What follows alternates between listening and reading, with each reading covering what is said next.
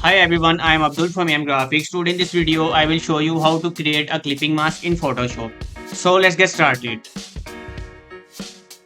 First, pick a ellipse tool and draw a perfect circle by holding shift and hit OK. And now change its color to any color that you like. I'm going with light blue and hit OK. And now make it center. And now turn on the man layer and make it bigger. And now press Ctrl J to duplicate the man layer and create a clipping mask with circle to the first man layer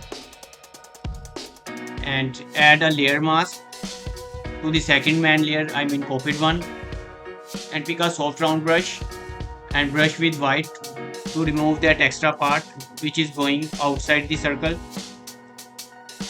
and hit OK. And now select the ellipse layer and double click on that and add a stroke 12 pixels black stroke and hit OK. And see how we can easily create clipping mask. Thank you so much for watching. Hope you found this trick helpful.